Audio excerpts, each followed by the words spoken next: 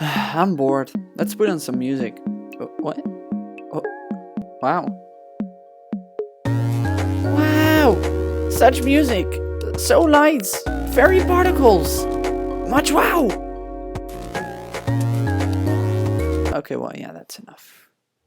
So the main thing that's going on are these particles. So we'll talk about the new particle command first, and then I'll show you a bit about how I did the floor. When you type /particle, you'll get an error message telling you what the arguments we are going to enter stand for. So we'll start with the first argument. That's the type of particle you want to spawn. When you type /particle space and hit tab, you'll see a list of all the different particles you can use. These are a few examples of the different kind of particles there are, but there are a lot more. The next arguments determine the position of the particle, which is in this case just right above the command block. We will skip these arguments for now. First I'll show you this argument. This argument determines the amount of particles that are spawned once the command block is powered.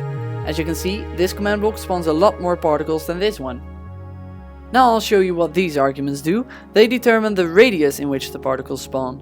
As you can see, when I set these values to 1, the particles are not spawned at the same position anymore. This last argument is kind of interesting. For most of the particles, this just sets the speed of the particles. So when you set this to 1, you can see that the particles sort of explode. Wow. But for some particles this doesn't work that way. For the node particle and mob spell, for example, instead of changing the speed, this sets the color randomness. So that's what I used over here. Once you put in the music disc, this clock will turn on and these command blocks will spawn all the particles.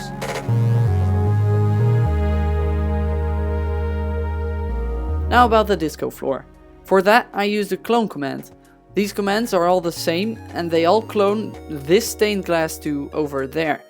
Just connect all of them with a bit of a delay and BAM! Disco floor. Now when I take out the music disc, I want the disco floor to turn off immediately.